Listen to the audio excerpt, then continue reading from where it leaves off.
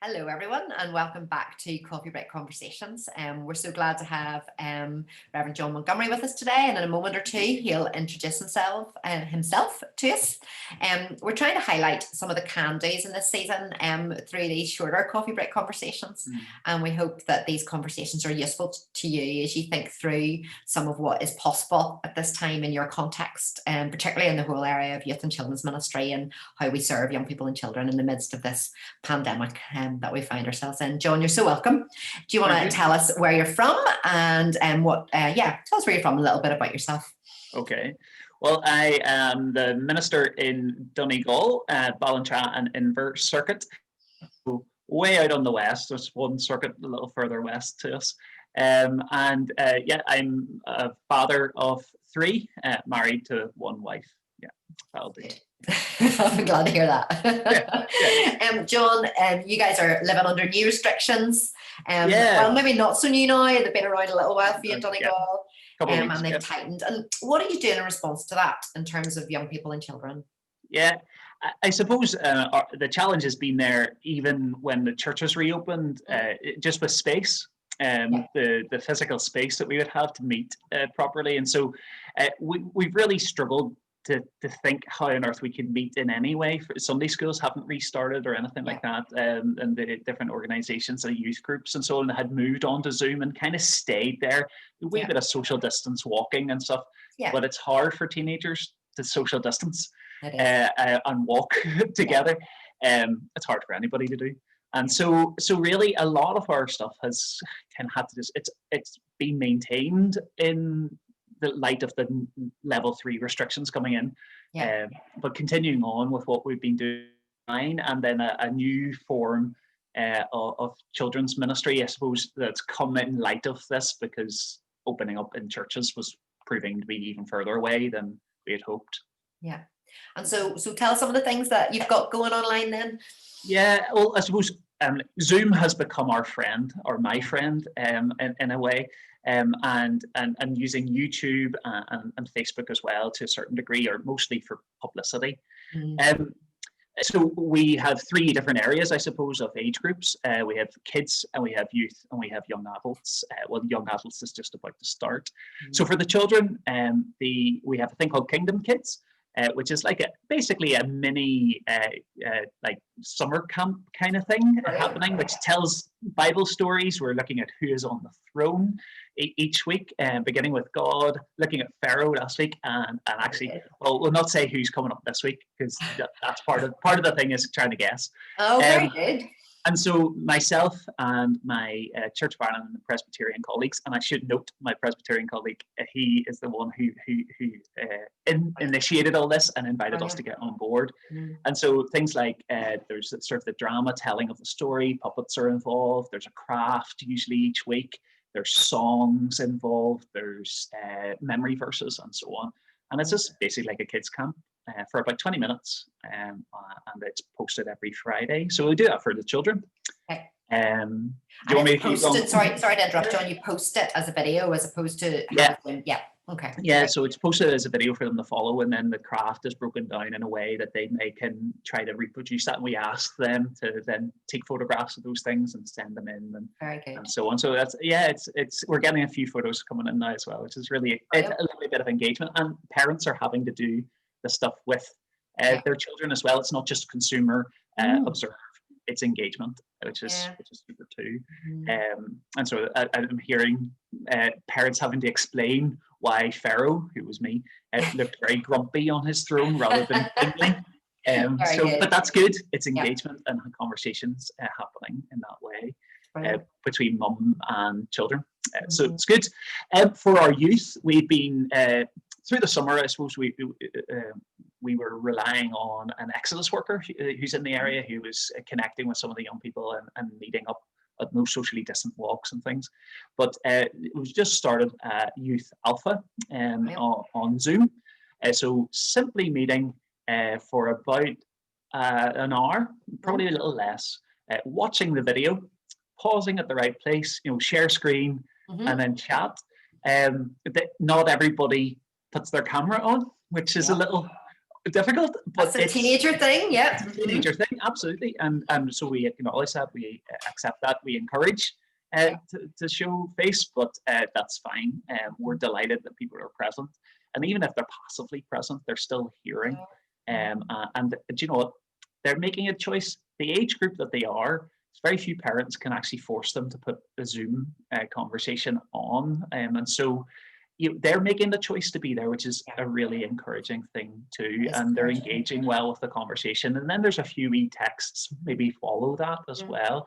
And it's lovely to have former team on missioners involved in it as well, and Jodie Walker, one of ours here. And so she's helping there with another girl called Tia in terms of leading a bit of junior leading, which is great. And actually, on a completely kind of odd separate thing, and this time has led us to actually next Sunday we had guest leaders, because I won't be available, who are tuning in from Florida. They're going to lead it from Florida, but that wouldn't have happened if we'd been meeting in buildings. So that's a really exciting thought. The wonders of technology, John. And there are a couple who are hoping to come and serve here in Donegal in the years to come. COVID has clamped that down a bit, but they're hoping to come and serve the children and young adults, youth and young adults in this area. And so they're saying, we'll take it. We'll tune in from Florida and Zoom and lead. That's lovely. So the different look of the church in COVID days. And then I suppose the final thing there is that from this Friday actually, on a fortnightly basis, we're launching a young adults gathering on Zoom again, but following the Irish film series called Nua. And I've heard it's great as well. So it'll be my first time leading through it, but just opportunity to provide a space for young adults to ask questions where any question is allowed, and no judgment comes. I love that verse, isn't it? For Isaiah 1 verse 16, I think it is, come let us reason together, says the Lord. He goes on to talk about, actually it might be verse 18, but he goes on to say, for though your sins are like scarlet, they'll be as white as wool, and so on. But I love the idea that God says to his people, let's reason together. Let's discuss, let's dialogue. I love that. And I think that age group 18 to 25-ish, they love to reason, tease out, understand, explore, not just the richness of their faith, but the boundaries of it as well. And so, hopefully Nua will help that. And so, those three areas. Brilliant. And why has this been important to you at this time? Why has it been important to do this kind of thing? Yeah. I think, there's the current church is the children and young people as well, but the future church is the children and young people as well. Whenever I'm retiring, I want to hear about the young people who are currently going to Youth Alpha and Nua and so on, being the leaders in the church in the years to come. And if we don't invest now, and if we just go, it's too difficult, and it is difficult, at times it feels too difficult. If we don't do it, then who's going to be there in the future? Who's going to be the leader? Sorry, I've got to take go. Go for it. Go for it. I think it's brilliant that you're being intentional, and I think some of the narrative over the summer has been that young people they're a bit tired of Zoom, they're a bit tired of online. And how are you finding that? Yeah, well, one of the sorrows for me in this time is actually that we're not going to get to engage with Autumn Soul in the way we would have wanted to, and partly that's because if we were meeting in a church setting, we'd have probably got a socially distanced gathering of kids together. But being on Zoom was just one more thing. To watch it on Zoom together and chat. They were happy to go with something like Alpha, but no, not for a full weekend. And so there is a lethargy, there's a jadedness there, and I think it's about trying to find the thing which catches their imagination, and maybe doing stuff which we've never really tried to do before. And this gives us that opportunity. Can I mention about the Zoom drama we did on please Sunday? Do. Yeah. And just as an example of opportunity which wouldn't have been there if we were in a church building. We recorded for our children's talk a Zoom drama, which included me as an idiot, but also for young people from 14 down to, I think, 8 years old. And they had their scripts in advance, and they read through, basically this told the story of David and Saul from partway through First Samuel, but in a chat show kind of way. So it was called The Tonight Show with Abigail, and so it had guests King Saul, David and Michal, and then me as Doeg, which is actually a character's name in the Bible, believe it or not. There's your lesson for today, everyone. yeah, but pre-COVID, that's not happening. And so it happened, and they got engaged, and that came from across the circuit as well, and it was fun to do. Yeah. And that raising participation in a different way has been really exciting, actually, and interesting to watch. There's been a lot of that over this season. And I think, young people connect to their peers, and there'll be people who'll watch that maybe who wouldn't have engaged with it if it hadn't been their peers. Which is great. Absolutely. And what are you learning? What are you learning, or what's encouraging you at the moment? Maybe both those questions. Emily, I think some of the stuff about reach, that we talk about the vine and the branches, and I think sometimes we become we put the vine inside a cylinder, and so the reach can't go any further. But COVID's kind of broken that open. Our reach is now like across the whole island. Our reach, some of my colleagues are saying about how the Kingdom Kids stuff is being watched in Southampton or in Longford, and we know that I have a feeling it's probably being watched in Florida as well. I'm kind of expecting the newer cohort that gathered to be maybe spread from across the island a little bit as well. We might have a few faces that aren't local tuning in, and I think that that's really encouraging. It helps us rethink what we understand by local church, and maybe Wesley's little phrase of the world is my parish as well. And so that's really encouraging. And that's, I guess, what am I learning? People are hungry. I don't think it's necessarily because of COVID. They're hungry for God's word, and that's broader than the children's work. I'm finding it people wanting to engage with stuff, and actually because we're online and we're in a place where we've not really been before. It's mission work. It's stepping into new territories, and we are finding people going, I've been interested in that for a while, but I didn't know who to ask. And so we're finding that is developing, and we're making more connections across the local area as well. And what would you say to people who are maybe nervous of technology or the Zoom end of it, or not sure what to do next? Like, what would you say?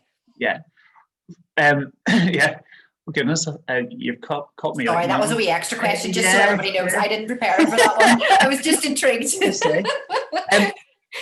Look, young people know how to work it so easily. If you have an engaged young person in the church, in the family, even, just ask them to give you the lead. Don't be shy to go, I don't know what I'm doing. let them take that lead in the tech side of things. I'd say it's been a learning process for everybody, and maybe being one of the paid employees of it all, then you kind of get the time to kind of really invest in it. But I recommend trying anything that makes a connection with a young person, and with children and with families, to try to help them engage, because the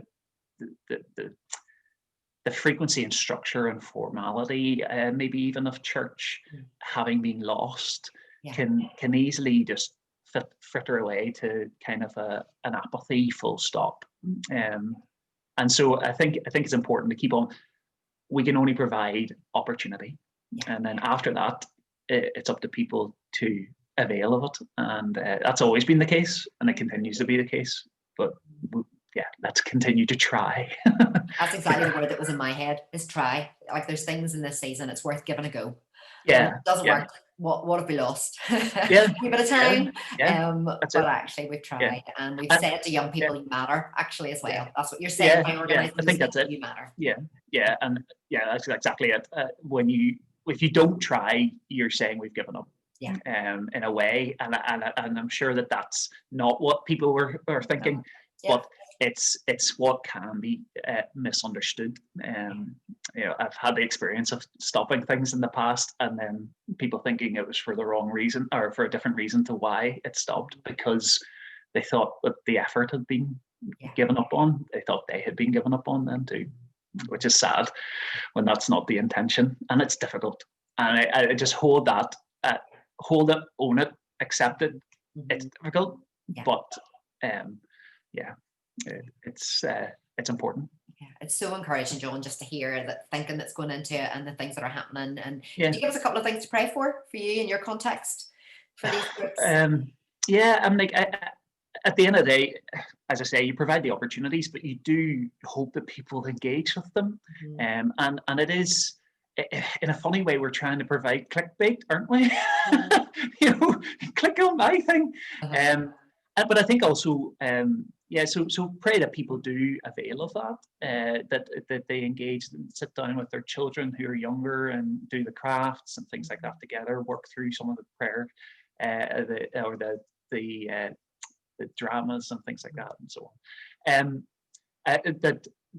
That there would be a prayerfulness within the people for the young people, for the children, for those who are coming and going to be leaders in the church in the future. You know what? Just the prayer that we're all praying, pray that this comes to an end soon, so we can not necessarily get back to normal, but take the lessons of now into the future, and do church, be church in a better way than we were, and in a better way than we are currently able to. It's a great place to end it. Thank you, John. Thanks for sharing your experience, and we hope and pray that these next number of weeks go really well for you guys as you push into all sorts of areas of ministry. And thanks so much for your time. Thank you. All right. And we hope it's been useful for everyone else. Bye-bye.